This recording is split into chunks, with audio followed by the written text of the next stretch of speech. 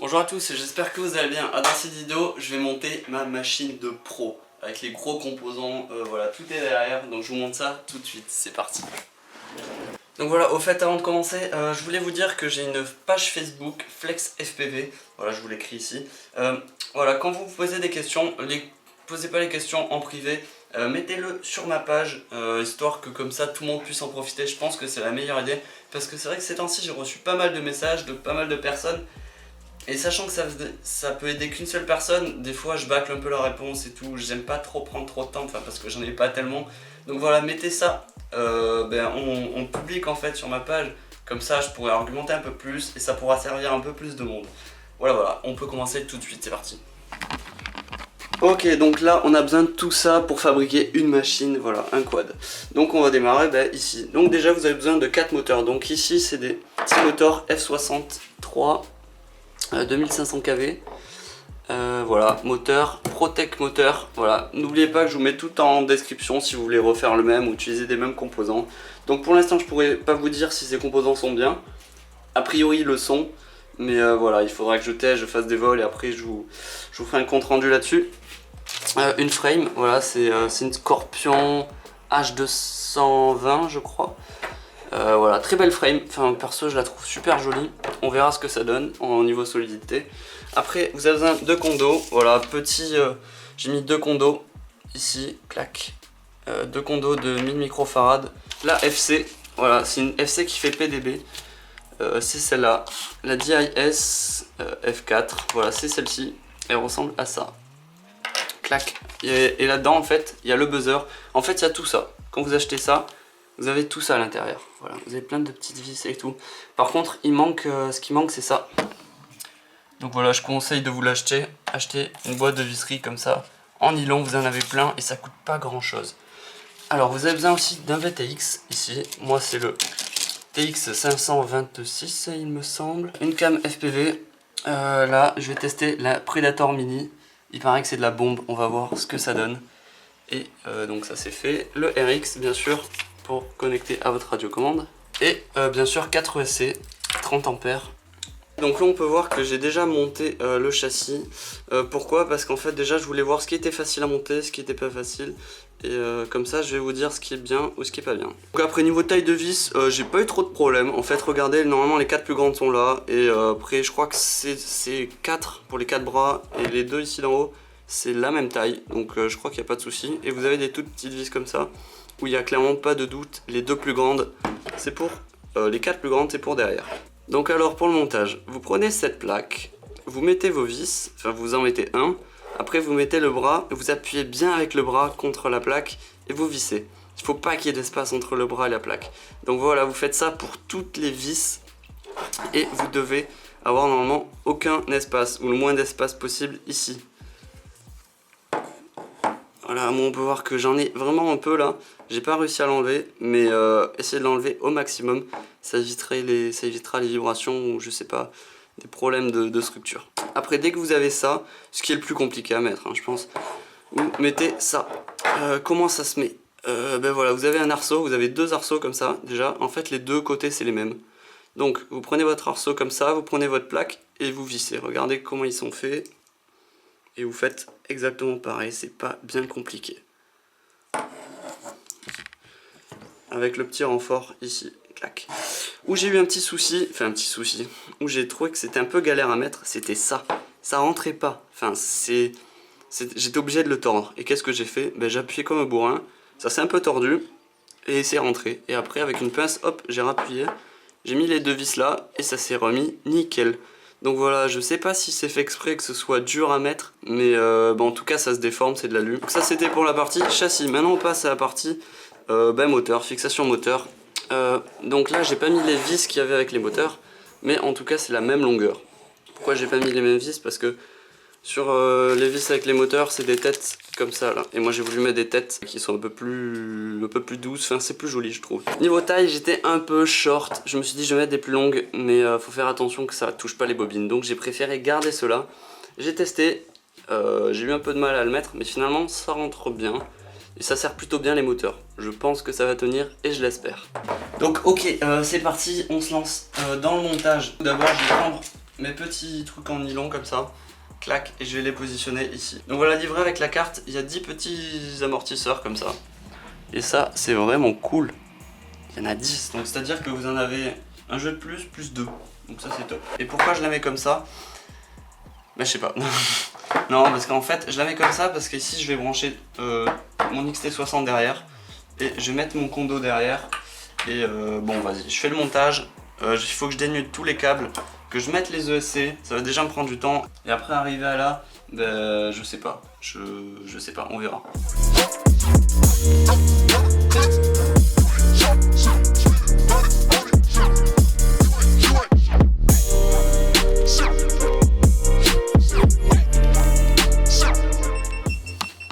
Ok, donc là je me prépare à faire une protection pour le SC. Comme on peut voir, j'ai dénudé les fils, j'ai soudé le SC sur le moteur. Et en dessous, je vais mettre une petite mousse comme ça. Clac. Une petite mousse. Et dessus, je vais mettre un petit bout d'hélice. Voilà, ça va être sympa, ça va le protéger. Et bon, pour la couleur orange, je trouve que c'est pas mal. Donc on se retrouve ici avec la machine qui est quasi complète. Je crois qu'il y a tous les composants dessus. Il ne reste plus qu'à souder les ESC et je crois qu'on est bon après. Donc qu'est-ce que j'ai fait? Alors, déjà je vais vous montrer la caméra. Regardez le câblage. C'est une caméra, c'est une Foxeer Predator. Donc voilà, on peut voir que le noir et le blanc, c'est pour connecter justement la petite manette qui est livrée avec. Voilà, pour contrôler l'OSD. Si on souhaite utiliser l'OSD de la caméra, parce que vous savez qu'il y a un OSD ici et un OSD ici. Donc moi je vais prendre celui de la carte.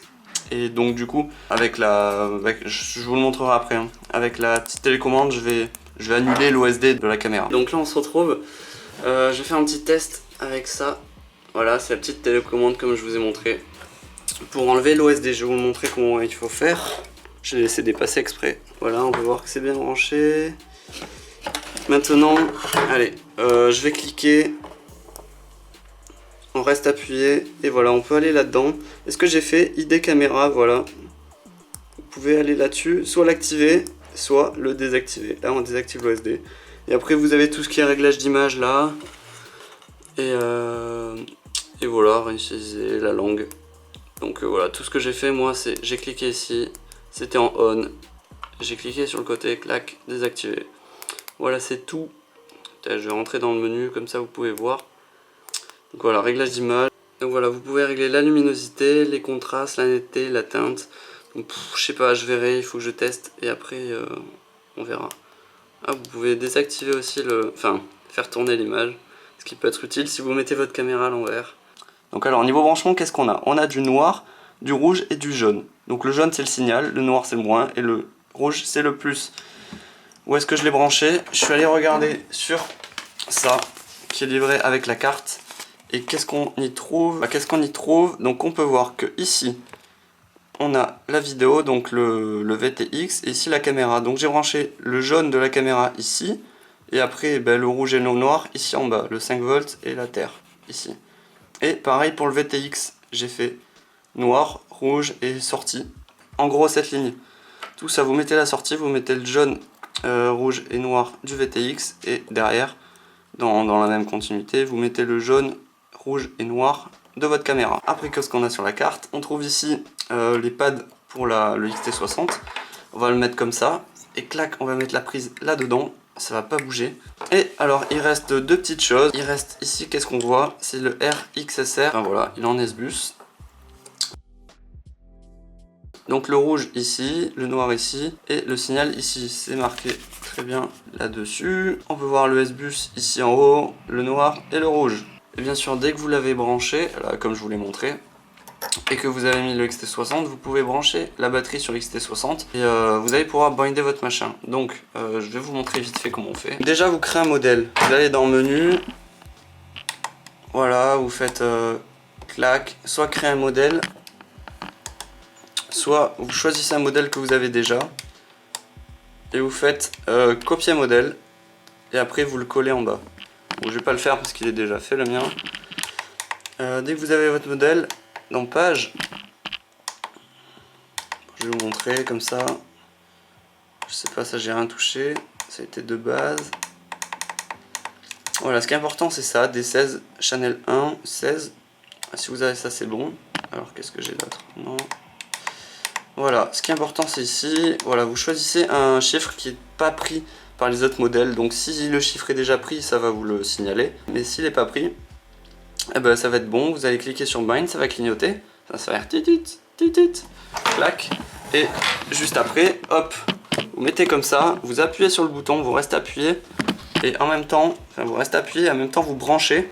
Vous allez avoir une lumière rouge et verte, donc je crois qu'il y a une rouge qui clignote et la verte qui reste, ou quelque chose comme ça. Après, au bout de 2 secondes ou 3, vous relâchez, vous éteignez votre radio, vous débranchez, vous allumez votre radio, vous rebranchez, et normalement ça doit faire une petite lumière verte fixe. Si ce n'est pas le cas, ça veut dire que c'est pas la bonne version LTB ou non LTB, je sais pas quoi là. Du coup il faut la changer sur l'ordi, et j'ai pas fait de tuto là-dessus, mais en fait, vous allez sur le site de FR Sky.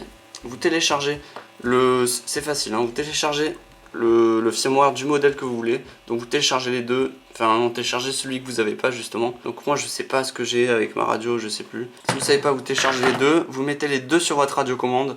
Donc sur votre radiocommande, il va falloir, attendez, vous mettez les deux trims au centre, vous l'allumez, vous tombez là-dessus. Donc voilà, dès que vous êtes là après, ben, vous branchez votre radio à votre ordi par ici.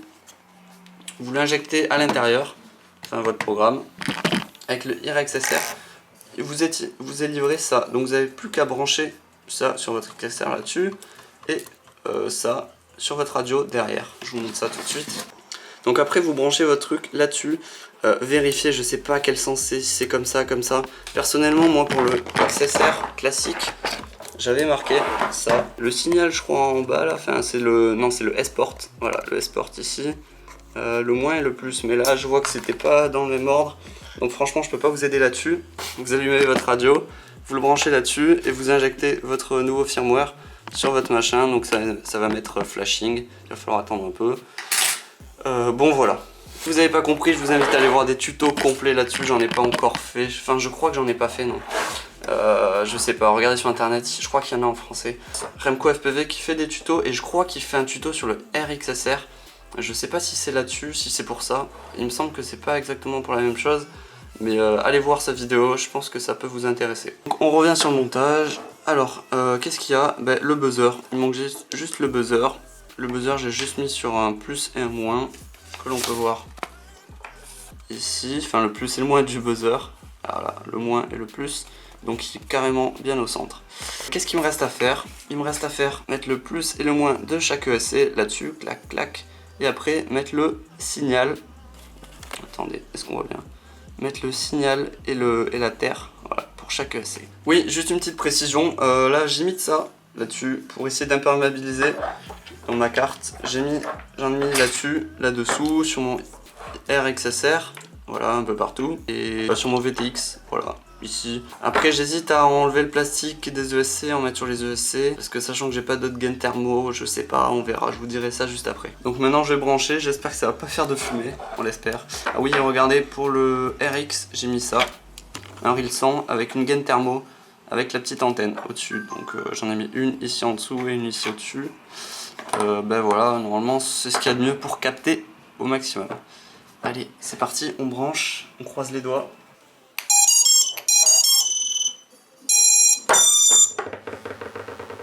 Ok, il n'y a rien qui crame, donc a priori ça va, je suis pas mal. Maintenant il faut aller sur Betaflight. Je viens d'y aller, mais là il faut y aller parce que pour faire les paramètres d'armement et tout. Comme on peut voir, j'ai bien le signal. Voilà le signal de mon RX. C'est parti, on va sur Betaflight. Ok, donc je vais un peu vous montrer ce que j'ai. Donc j'ai branché ma machine sur mon ordi. Clac. Donc on peut voir que le gyro fonctionne. Ma machine bouge. Après, qu'est-ce que j'ai mis? L'UART 1 ici pour le RX, clac, activé, désactivé là. Et le Smart Port activé sur l'UART 6, comme je vous ai dit précédemment, j'ai mis sur le TX6 sur la carte, sur l'FC. Mais malheureusement, j'arrive pas à faire fonctionner la télémétrie, je sais pas pourquoi. C'est bizarre, je suis pas un pro là-dedans, donc n'hésitez pas en commentaire à me dire comment il faut faire. Après, j'ai mis un D-Shot 600, je sais pas tourner mes hauteurs dès que j'arme. Qu'est-ce qu'il y a d'autre? Voilà, moi je mets le sens comme ça, parce que sur toutes mes machines j'ai ce sens. Donc j'ai peur que si je change le sens, après j'oublie de mettre les hélices dans le bon sens. Bon bref, là vous avez le choix, vous pouvez changer. Qu'est-ce qu'on a d'autre? J'ai mis 4, 8, je pense que c'est convenable. Voilà, je suis en S-Bus, clac clac. Télémétrie d'activer, l'OSD d'activer, anti-gravity, dynamic filter. Et voilà, là c'est quand le beeper doit s'activer. Donc là j'ai rien changé. Bon, j'ai ça, tout ça, il faut que je vois si les paramètres pour le voltage est bon là quand ça bip. Mais maintenant avec l'OSD tu regardes et enfin tu fais pas attention au bip. Alors là c'est mes paramètres de PID. Voilà, j'ai mis ça, je vais m'en servir de base et après je vais pouvoir régler selon mes choix. Filtreur setting, donc là j'ai encore rien changé et je vais désactiver petit à petit des filtres. Mais là il faut le tester, il faut toucher ces moteurs pour voir s'ils sont chauds ou pas. Bref, j'attends de voir pour toucher, enfin pour tester d'abord. Là bah, c'est tout ce qui est receiver, voilà, je suis en TAER 1, 2, 3, 4. Si vous avez des problèmes de sens, il suffit de changer là, tac tac, entre les deux. Qu'est-ce que j'ai d'autre? Les modes, voilà, mode d'armement 1. J'arme haut, l'angle ça c'est le 4, c'est au cas où si je sais pas je sens que je perds ma machine, qui perd loin, j'ai plus de signal, je mets en stabilisé et je prends de la hauteur. Après là c'est le bip pour le fail safe, le air mode, voilà, même si je le mets tout le temps je préfère l'activer moi-même. Et ça c'est pour calibrer ces moteurs mais il n'y a pas besoin si vous êtes en 10 shots. L'OSD, qu'est-ce que j'ai mis? J'ai mis consommation, j'ai mis le voltage, j'ai mis le temps de vol et le mode de vol. Et ben je crois que j'ai fait le tour. Allez, fini. Ok, donc me voilà dans la cuisine, je vais pouvoir peser avec ça mon petit quad. J'espère que qu'il va être léger. Enfin, j'ai l'impression qu'il est relativement lourd, mais en même temps, on sent qu'il a l'air solide, qu'il a l'air hyper solide. Donc le but que je recherche avant tout, c'est quand même qu'il soit solide avant qu'il soit léger. Donc il fait 700 grammes comme ça avec la Foxeerbox et avec une 1500 mAh. Je vais enlever tout ça maintenant. Donc voilà, je suis à 435 grammes. 435 grammes, c'est quand même assez lourd. Ça, c'est dû quand même au châssis qui est relativement lourd. On peut voir quand même une épaisseur énorme. Il est bien lourd, bien fat. Donc je sais pas, j'espère que ça ira bien. Après, il y a les Protec moteurs, il y a des gros moteurs dessus. Qu'est-ce qu'il y a d'autre qui peut être lourd? Voilà, après ce qui est électronique, ça va, c'est pas trop lourd. Niveau caméra, c'est du classique. Je vous dirais si c'est bien résistant. Comme vous pouvez le voir, j'ai mis des Protec ESC. En fait, c'est une hélice que j'ai coupée. Dessous, j'ai mis un peu de mousse. Et voilà, après au-dessus, j'ai mis du scotch. Et comme d'habitude, j'ai mis mon petit vernis à ongles sur les ESC pour essayer d'imperméabiliser au maximum. En tout cas, comme d'habitude, je vous mets tous les liens en description, là, tout le matos que j'ai utilisé. Et si vous avez des questions, n'hésitez pas en commentaire. Ou sinon, sur ma page Facebook, FlexFPV. Mais par contre, ne me posez pas des questions en privé, posez-les carrément sur ma page. Voilà, n'hésitez pas toujours à liker, à vous abonner si ce n'est pas déjà fait. En tout cas, moi je vous dis merci et ciao, à la plus, bye.